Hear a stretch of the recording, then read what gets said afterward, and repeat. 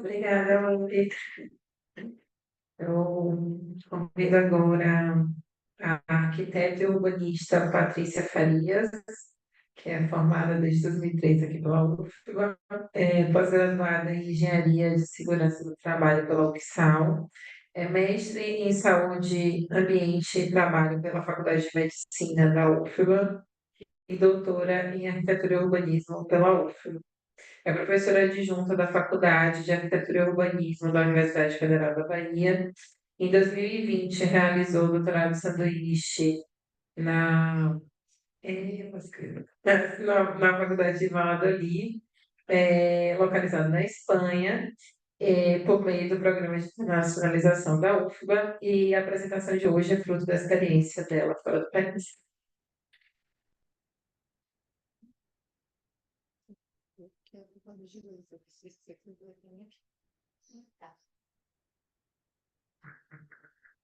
Bom dia, pessoal.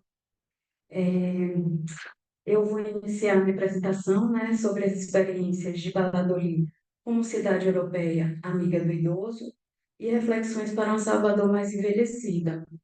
Eu tive a experiência no doutorado sanduíche, né, de ir para essa cidade, na Espanha, e foi uma coincidência, na verdade, porque a minha pesquisa de doutorado ela estava associada à arquitetura anti-tuberculose, mas eu aproveitei a oportunidade porque eu já tinha uma outra pesquisa que era encaminhada, que partiu de uma atividade de extensão, né, com a professora Annie Ifo, aqui da Faculdade de Arquitetura, e fizemos essa parceria, né, entre grupos de pesquisa, o GEAOSP e o Etnicidades. E no final eu vou falar o que é como foi, o que foi o resultado, né, de tudo isso. Então, essa minha experiência vai falar um pouco da cidade de Valladolid e como é que a gente reflete a partir de Valladolid na cidade de Salvador, né? Essa imagem é uma imagem bem emblemática da cidade de Valladolid, porque é uma imagem do parque urbano, Campo Grande, né? É um parque verde lá que dá bastante qualidade ambiental urbana para a cidade. Eu vou mostrar mais para frente para vocês.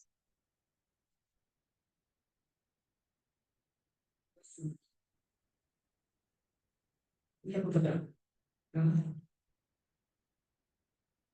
Gráfico, mas não tem papel. Não tem papel, mas está funcionando. É porque talvez no PowerPoint. Obrigada. Vou passar mais Eu vou falar um pouco, né, sobre trazendo primeiro, inicialmente, né, uma reflexão aí sobre o envelhecimento no mundo. Pode passar. Não, você. Desculpa. Obrigada. Então, trazendo um pouco aí, né, sobre as diversas partes, né, as diversas regiões, a gente pode perceber aí a diferença, né, da Europa para a América Latina, né, considerando Valladolid uma cidade europeia, a gente vê aí um percentual de distribuição, né, da população acima de 60 anos ou mais, né? A gente vê aí na Europa o percentual como ele aumentou, e a gente comparando com a América Latina, a gente pode ver como a América Latina ela teve uma progressão muito mais rápida, né? Então, alguns pesquisadores estão dizendo isso, né? Que a América Latina ela tem envelhecido de forma mais rápida,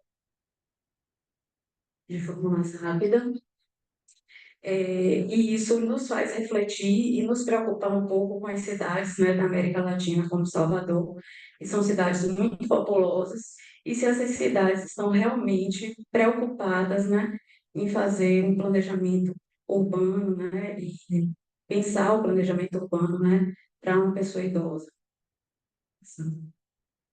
E aí a gente tem aí as pirâmides etárias, né, do Brasil e da Espanha, já que eu estou trazendo a questão de Valladolid.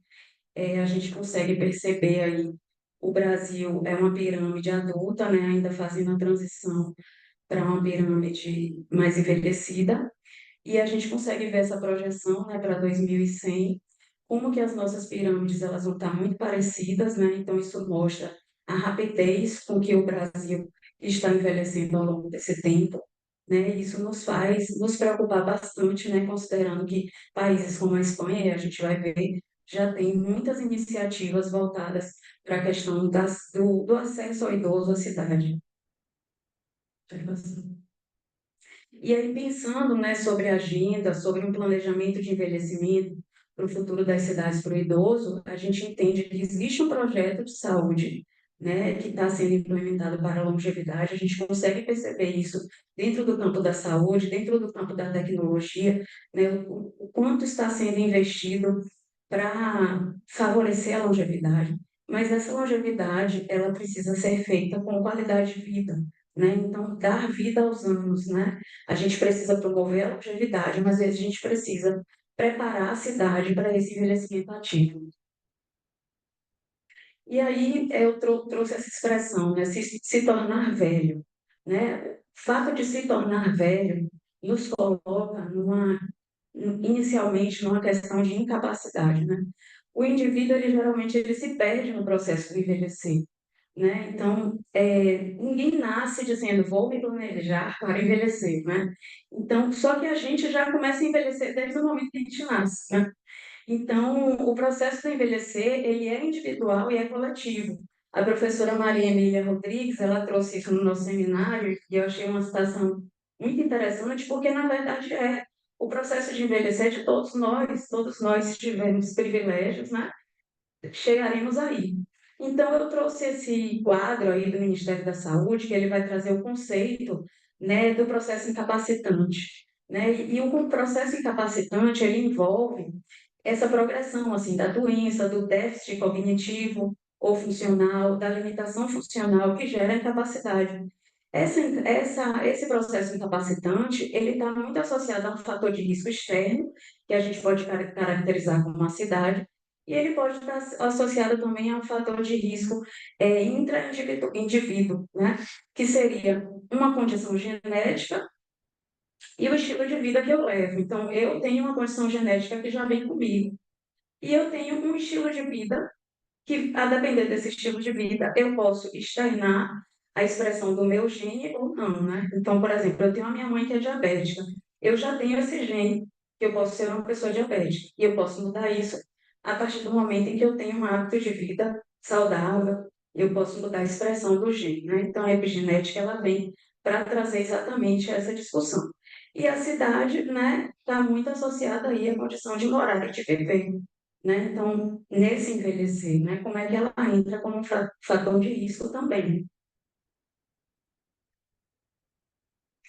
E aí, dentro do processo incapacitante, a gente tem três conceitos que eles estão interligados aí, que é o da dependência, o da autonomia e da independência. O da dependência, todos esses registros, eles foram feitos na cidade de Valladolid, no período que eu estava lá. Então, todas as minhas ilustrações foram autorias minhas e no processo lá do doutorado sanduíche.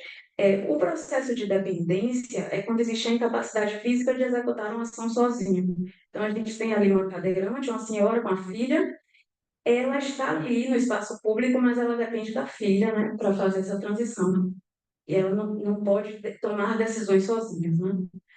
A autonomia, que seria a capacidade de decisão. Então, a gente vê aí o idoso com a órtese dele, que eu vou falar da órtese, e ele tem a decisão de caminhar nesse espaço público, ele está caminhando no espaço público. A independência é quando já não se tem a capacidade, tem a capacidade física, né, de executar uma ação sozinho.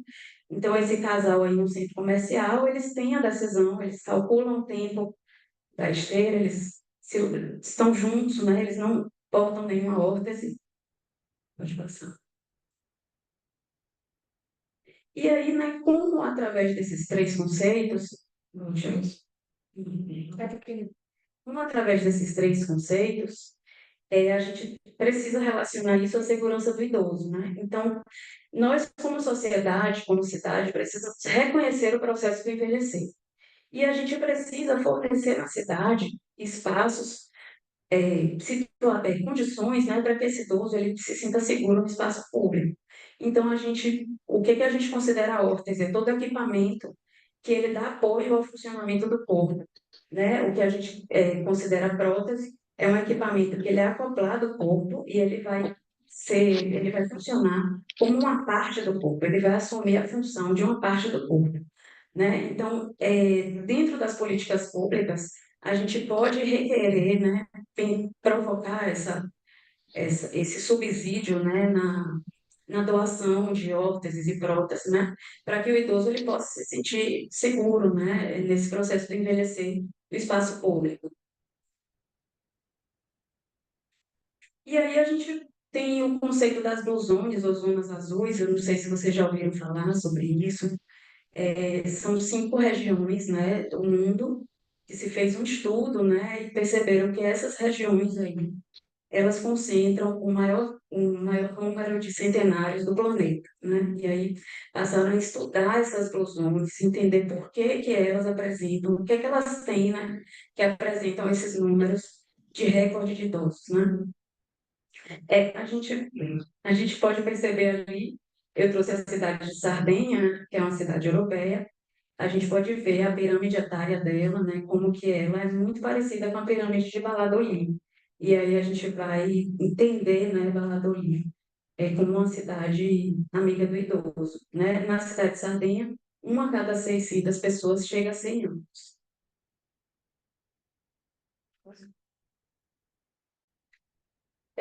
Bom, então as blusones, elas trazem 9 princípios para a longevidade, e é o que eu trago na minha pesquisa, né? Eu faço a relação desses novos princípios da blusone com os quesitos, né, lá da cidade amiga do idoso. Está melhor. Então, os 9 princípios para a longevidade seria manter-se em movimento, né, ter um espaço público acessível, ter um propósito de vida, né, que te faz acordar todos os dias, né? Então, o que é que a cidade provoca nesse idoso que faz ele querer acordar todos os dias, né? Elementos de rotina para desacelerar a sair do estresse. Lá na Espanha, a gente consegue perceber a siesta, né? Um comportamento cultural mesmo, que eles interrompem todas as atividades depois do almoço para retornar, descansar e retornar às atividades. Comer o necessário, né, até ficar 80% satisfeito. 90 a 95% da alimentação deve ser composta por vegetais, grãos e frutas. Ter um consumo moderado, a palavra está errada, consumo moderado de álcool, uma taça de vinho por dia, né? Um senso de pertencimento, né? Ter o culto da fé. Então, ele traz isso, né? Que comunidades onde a fé os une, elas aumentam 4 a 14 anos a expectativa de vida. E a família como um pilar para uma vida longa e saudável, né? E os grupos sociais, participar de ciclos sociais. Eu vou trazer isso aplicado na cidade de Valladolid. E aí a gente tem aí o Guia Global, né? Que é um guia que ele traz o conceito da cidade amiga do idoso, e foi daí que veio a minha ideia, né, de estar lá. Valladolid é uma cidade certificada como cidade amiga do idoso, e esse guia, ele é um instrumento de planejamento estratégico, né, que tem parâmetros para alinhar as necessidades, a fim de atender os idosos, né? Então, ele tem eixos de construção aí de cidade amiga do idoso, que ele vai estar muito relacionado com os quesitos lá das Blue Zones, né? Então, a questão da moradia, os espaços abertos, apoio comunitário, comunicação e informação, participação cívica e emprego, respeito e inclusão, participação social, participação. E aí a gente tem aí o plano municipal da prefeitura lá, que na época eu estava lá, né? Ele estava ativo, mas eu vou falar sobre isso com vocês também. Então, ele traz aí Valladolid, cidade amiga das pessoas idosas, né? E aí, a gente já vê na capa, né, do plano, essa relação intergeracional aí é uma coisa que a gente observa muito na cidade de Valladolid, né? Aqui é uma foto no Parque Campo Grande, de um pai com filha e o seu netinho. Então, a questão da família lá é muito forte. E aí, dentro desse planejamento, eu já vi que Valladolid está com a agenda urbana para 2030, né? E ela traz aí também a questão do plano municipal, então ele provavelmente está passando por um processo de atualização. Aí a gente tem a comunidade de Castilho e León, né? Valladolid ela é uma capital dessa comunidade de Castilho e León, que é formada por essas cidades. Ela é uma cidade próxima de Madrid. Ela tem aproximadamente 300 mil habitantes, né? A terceira maior cidade da Espanha. Ela é uma cidade do século XI, né? De 1074. Ela tem quase 1000 anos. De 601 a 1606, ela foi a capital do Império Espanhol, né? Então, ela tem essa característica de uma cidade imperial, né? Ela teve bastante visibilidade internacional. Em 1960, com a construção dessa ferrovia de trem, aí que a gente está vendo no desenho, essa ferrovia foi feita por conta da industrialização. Na Guerra Civil, né, entre 1936 e 1939, ela foi um dos centros militares, então ela foi bombardeada.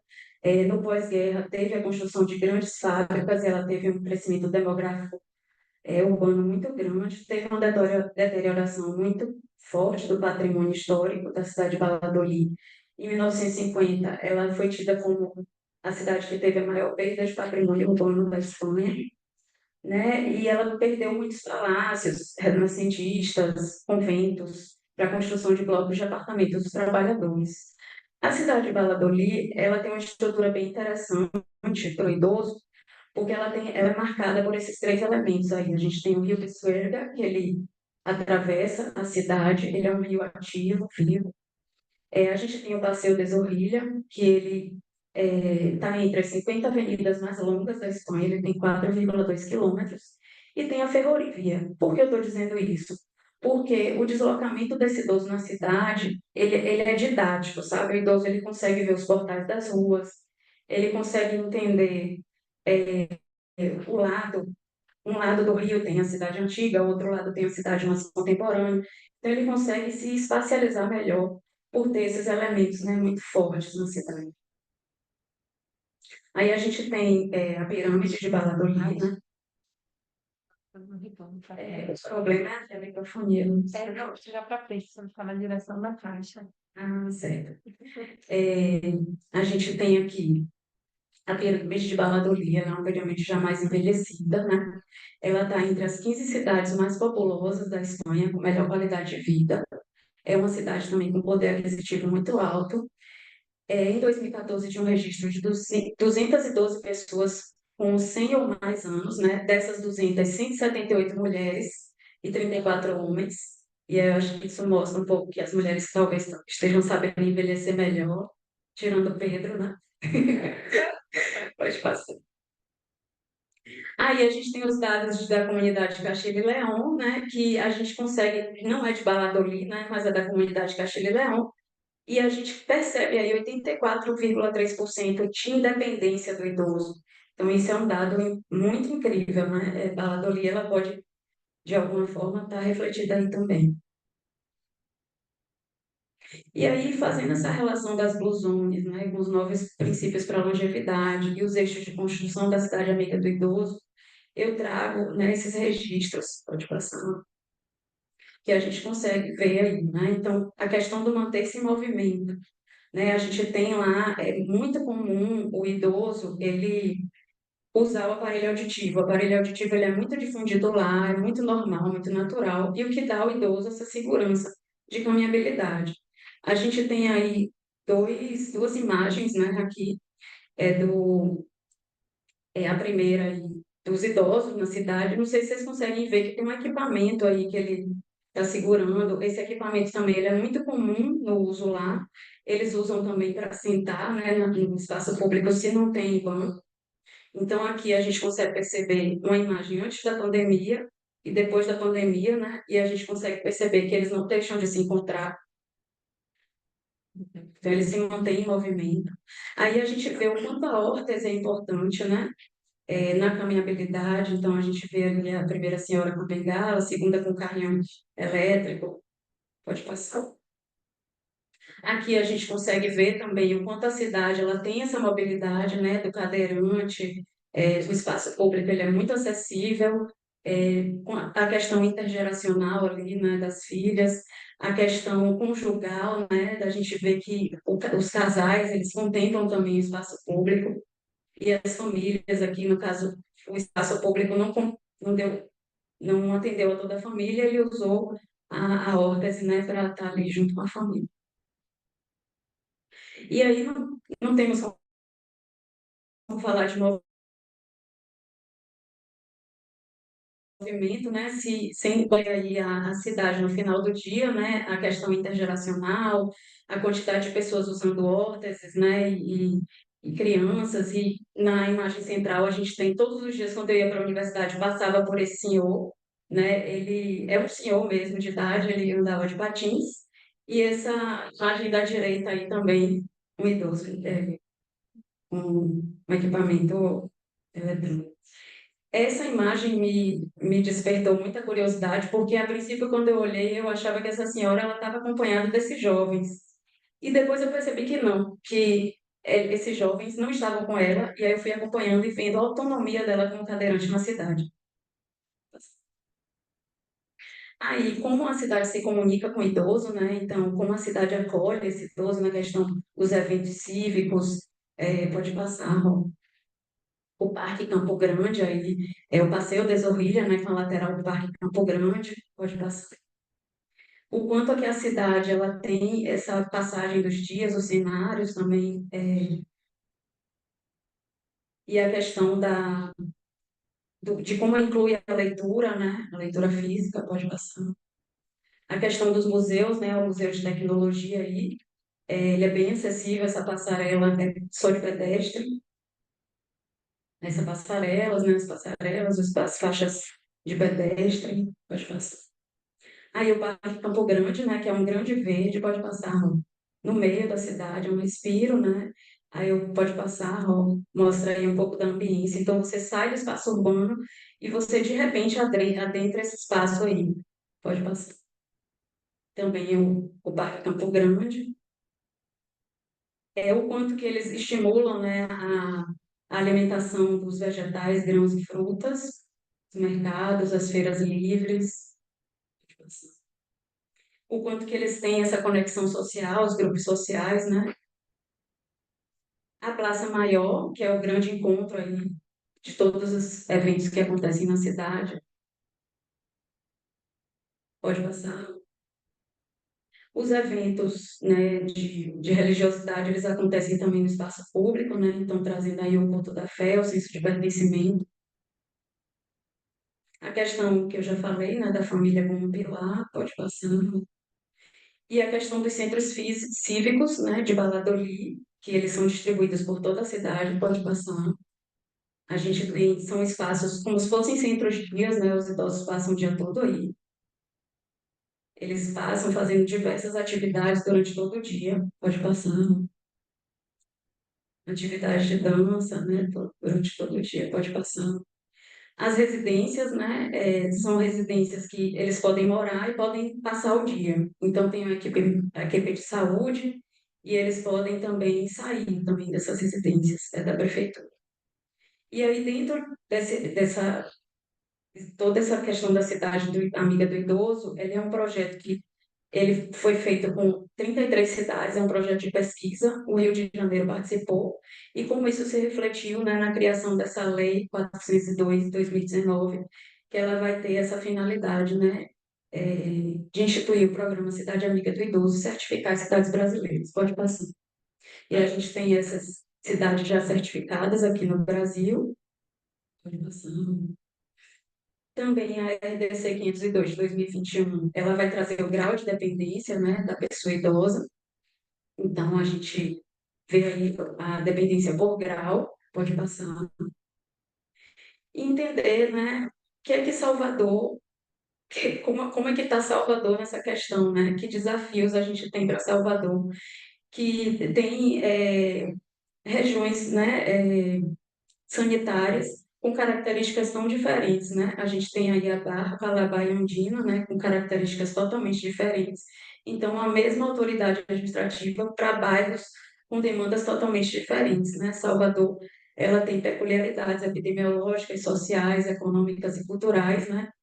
E que variam dentro de um mesmo distrito sanitário. Então, a gente tem uma população informal e uma população formal no mesmo distrito, pode passar.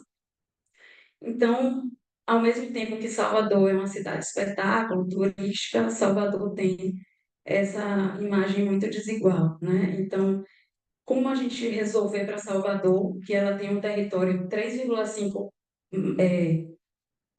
dentro do território de Salvador tem 3,5 cidades de Valladolid, né? E o número de habitantes de Salvador é quase 10 vezes mais que os habitantes de Valladolid. Então, são escalas completamente diferentes. Por fim, esse é o produto, né, uma chamada simplificada, né, do Ministério Público do Estado da Bahia, e deu resultado nesse livro, que foi um esforço conjunto, né, de pesquisadores do campo da arquitetura, para discutir os novos desafios para as cidades brasileiras. A professora Rosana também escreveu, né, e o professor Antônio Pedro, capítulos nesse livro. Esse livro está disponível no repositório da UFBA para download, ele é gratuito. E é isso, gente. Pode passar. Obrigada, Cris.